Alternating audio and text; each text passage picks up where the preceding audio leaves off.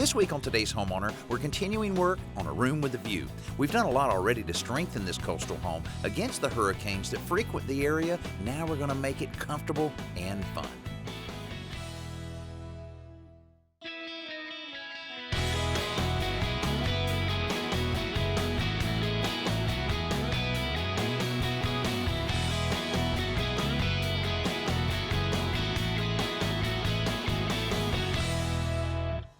Last week we started work on this room with a view, and as you might guess, one of the chief concerns was taking advantage of this scenic location, but we also had to build with the weather in mind. This home is along the central Gulf Coast, and it gets its share of tropical storms. In fact, the owners lost their deck during Hurricane Katrina back in 2005. To replace it, we're building a 500 square foot sunroom with covered porches on either side, one of which will lead to a swimming pool.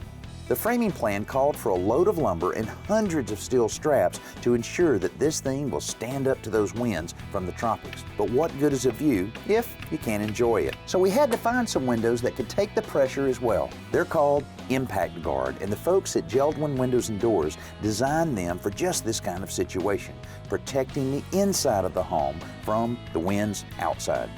With the sunroom dried in, we turned our focus to the fun stuff outside. A small pool house was added to the plan, so we started working on that, as well as the decking to join the addition to the pool and an extension of the roof to cover the outdoor spa. You can just imagine at this point how excited the homeowners are. They can finally get an idea of what everything will look like once it's completed. You know, it gets a little frustrating when you're just looking at a set of blueprints trying to figure out how it's all going to look when it's finished. Well, they can definitely get a good idea now, and we can ensure them that the pool is going to look a lot better than this once it's complete. It should look great though, the pool being finished, coping all around it, pool house, and the whirlpool spa positioned right in the middle of everything with decking all around. But as you can see, we have a little more work to do. Inside, we're opening up the addition to the existing house. Joe is creating an archway in the cased opening that will mimic the arches found outside above the newly built porches. This little touch of visual continuity will tie the spaces together and help disguise the fact that the room is an addition. At this stage, there are subcontractors all over the job. The electricians and the home entertainment guys are conferring about where they'll run their respective wires and how to coordinate the placement of light fixtures and speakers in the ceilings. While they're hanging fixtures, housings, and pulling miles of wires inside, the HVAC guys are outside preparing to replace the old air conditioning compressor with a newer, larger unit to service the extra space. Out here, the stucco contractor is also starting work. His first chore is applying the cement backer board over the house wrap that covers the plywood skin on these walls. It's a simple process, but there's a lot of surface to cover out here. Then the base coat of stucco goes on, covering seams and trim details with an embedded fiberglass mesh to smooth out the finished look of the house. Well, I've been hearing about all the progress they're making on this project, so I had to drop by and take a look at it. It's looking great, but I understand there's a real interesting process taking place inside. And the process that I'm talking about is going to make this addition very warm and cozy and very energy efficient. The guy that's taking care of it, Hap Partridge. Hap, pretty interesting stuff you got going here. What exactly are we looking at? This is cellulose insulation. It's made from 85% newspaper, which is recycled product, very green. It qualifies for LEEDs. The other 15% is boric acid, which is the fire retardant, and it's the most fire retardant insulation you can get. You see it spraying in the wall, it's spraying around all the wiring and plumbing. Yeah, how is it sticking to it though? Because I've seen cellulose in attics that it's just laying there, but must be something in it. Right, this is a different process. It has a dry adhesive mix at the factory, so it's measuring it at the factory. And actually, right now, it's just sticking with the water, but the adhesive will dry over several days and cure and be full of strength, keep it from setting. Now, the boric acid that you mentioned, that's perfectly harmless to individuals and everything, but I hear it's pretty good for bug repellent and everything. Right, actually, roach proof that Paul Harvey used to advertise with all his boric acid. Right, yeah. And actually, boric acid used in urine. Oh, okay. It's actually medicinal.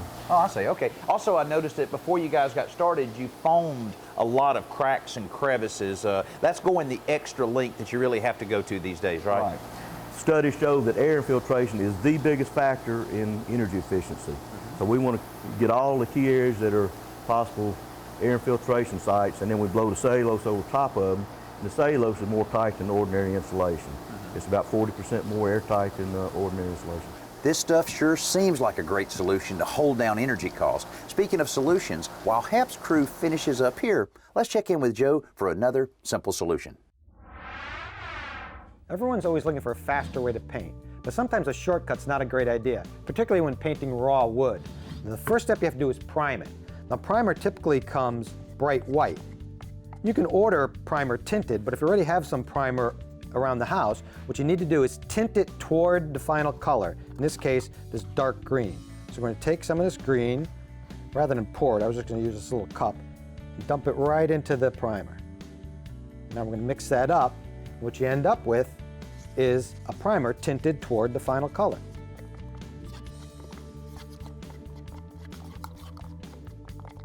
Now, we're going to take this tinted primer and apply it right to the piece. In this case, it's child's storage bench.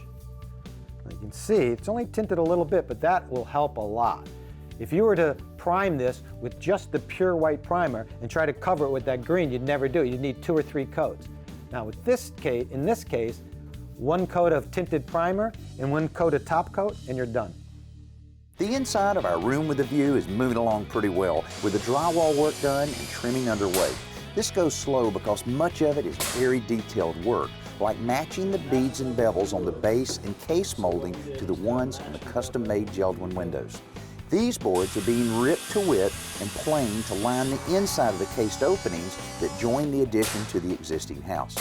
Outside, the V-groove wood planks have gone up on the porch ceilings, and the final coat of stucco starts going onto the house itself. This final coat includes the tinting that will determine the finished color of the walls. For uniformity's sake, the existing house will get a coat of the same color. The small pool house has now been framed, roofed, and is also ready for the final coat of stucco. To create access to the lower yard and the water, we framed up a set of stairs leading down from the pool deck. Now, one of the tricks these guys use for building the handrails is to cut a bevel on the top edge of the lower rail. This helps the rail shed more water more easily and ultimately last a lot longer. With our stairs complete, we have easy, safe access from this level of the project right down to the backyard. Now, speaking of the backyard, it looks like the landscaper has more than just a day's worth of work out here, but shouldn't take them long to really get this part of the project looking great. Now, one of the things that we like to do when we're building handrails on stairs or handrails around decks to add this little accent, which is just little copper caps that not only look good, they also serve an important function in not allowing rainwater to get into the end grain of these newel posts. That'll make them last a lot longer. And I love these little plastic caps that just cap right over it to protect that copper while the rest of the work's being done. Now, speaking of the work to be done, a lot of it to be done out here with the pool being completed, and they're building a screen enclosure over the entire pool, and it'll extend right down this side of the deck to prevent anyone from accidentally stepping off. That would be a long way down. Now, one thing that I love on exterior porches like this type of wood ceiling.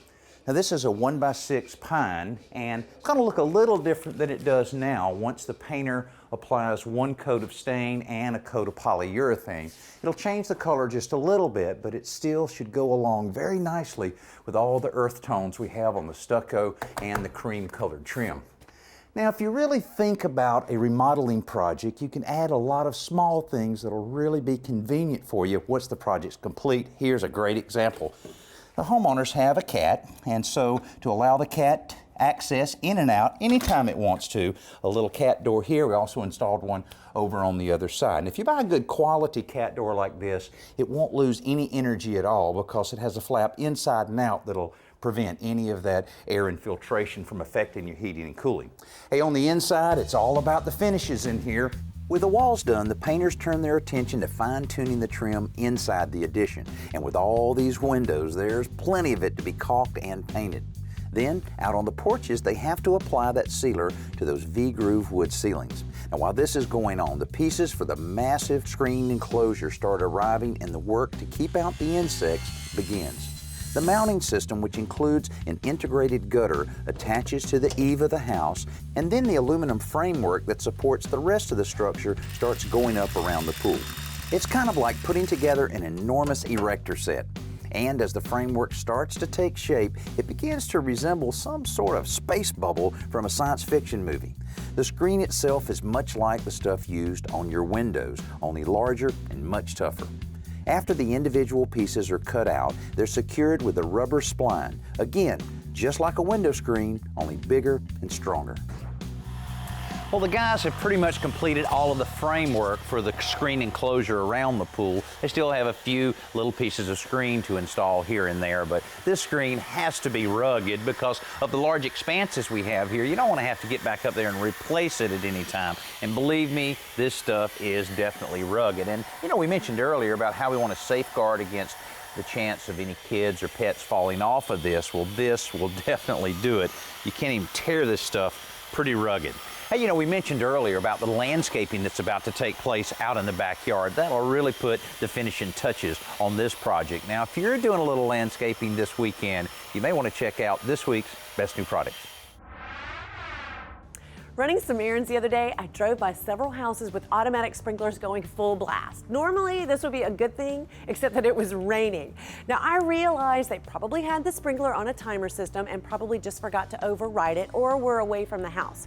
But this makes this wireless moisture sensor from Vigoro that much cooler. This thing actually tells you if you need to water by checking the moisture in your soil. If the soil is already saturated, it automatically overrides your programmed sprinkler system and won't water a yard that doesn't need it. The moisture sensor works in combination with the Vigoro water timers, so you just place the sensor in the area you want watered and set the desired moisture level. Then attach the receiver to your timer.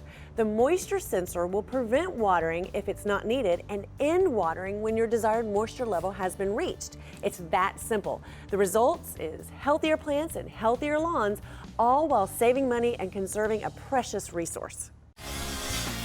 Our room with a view is almost complete. All we lack is a little flooring, a little touch-up painting, and it's all complete on the inside. So most of the work now is focused on the outside. Now, obviously, our pool contractor has a little more work to do. He has to drain the water out, another coat of plaster, do a little bit of work here and there on some of the drains, and it'll all be complete. Now, the homeowners added a few things as we've progressed on this project, and of course that means that it's taken a little longer to complete everything, but one thing they added, which they'll really be glad they did, is this little pool house we're about to walk through.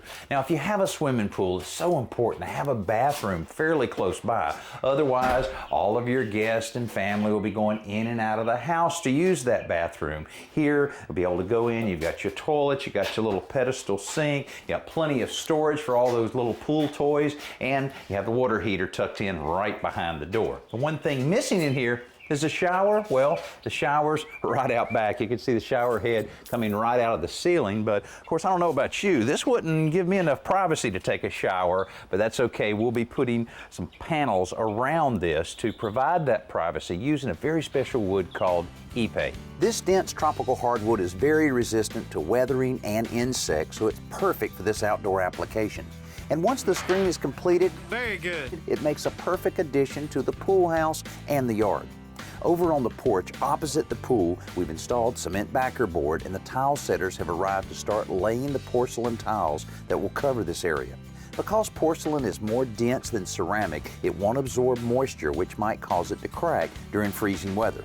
Inside the addition, the wood floors start going down, and to spice things up, they're getting an inlaid pattern that should create an interesting look after the sanding and the finishing is complete.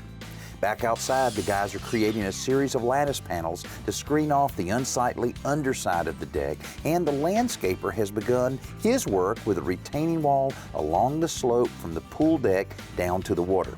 When the wall and the irrigation rough-in are complete, the flowers and the ground cover can start going into these spaces. This should make that steep grade a lot more attractive without requiring a lot of maintenance.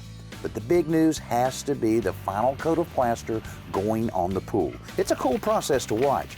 The plasters wear these odd elevated shoes to keep from tracking up their work, and the plaster itself looks just like a pile of goop when it's dumped into the pool.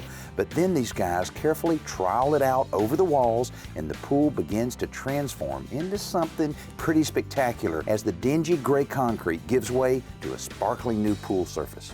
We've been watching this pool come together over the last few months, but now that there's water in it, it looks great and very appealing on a day like today where it's supposed to hit 100 degrees. I think anybody that's working on the project today would love taking a dip in this pool. And look how well it's laid out. You've got the nice whirlpool area up here, real easy to get in and get out, and then the waterfall that kind of ties it all together visually, as well as the sound of the flowing water is always nice, and then it flows right into the main part of the pool. They still have a little bit of cleanup here and there to do, but they've already started the cleanup on all of the deck work and got it all pressure washed. And the ceiling that we installed a month or so ago, the painters have put a nice clear sealer on that, and that'll look just like that for years and years. Basically, everything on the outside of this project is almost complete. Just a few touch-ups taking place here and there, but the thing that'll make the biggest difference in the exterior of the home is what's happening outside, the installation of the instant lawn. I always call it that because sod can transform bare ground into a lush lawn in just a matter of hours. But in this heat, that's challenging for these guys. It's also challenging for the grass. Although the sod was only cut out of the field this morning, it can wilt real quickly in this heat, so they're watering the ground first and peppering it with composted cow manure to jumpstart growth. This variety of grass is suited to this climate, but it will need lots of water in the first few weeks. While these guys green up this yard, let's try thinking green. In an effort to promote green living, we're emphasizing how important it is to completely seal the envelope of your home to prevent the escape of conditioned air and, as a result, the escape of energy dollars. The problem that causes, though, is an increase in poor indoor air quality. That's why it's so important to make sure your bath fans, stove vents, heating and cooling systems are all working properly to help rid your house of airborne contaminants. Hey, a good way to visualize that is to think of your house as a fish tank and the water that's in the tank as your breathable air. Unless that water is recirculating or changed, you know how nasty and cloudy that water can get. By making sure your fans are operating efficiently and by regularly changing the air filters in your heating and cooling system, your home will be healthier and more comfortable.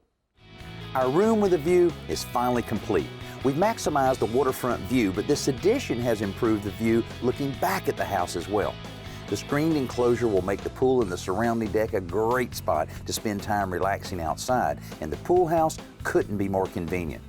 As the pool meets the house, it gives way to the spa at a peaceful little waterfall, and the newly stained deck around it offers plenty of space to entertain. Inside the addition, the custom inlaid floor adds lots of warmth to the new sunroom, and the tall ceilings make the space seem enormous for 500 square feet. But the windows are the real stars since they offer access to that wonderful view. And the quaint little tiled porch on the west side of the project offers more of the same. In addition to that, we now have this beautiful new lawn that leads right down to the water. You know, you'd be hard-pressed to find any area around here that wouldn't be real enjoyable to hang out on a day like today. Now, we gave the homeowners the room with the view they wanted, and we made it safe from all the tropical storms that hit this area. Hey, we had a lot of fun bringing you this project, and hope you enjoyed it as well. And we'll see you next week here on Today's Homeowner. I'm Danny Lipford. Room with a View was brought to you by Geldwin Windows and Doors. Reliability for real life.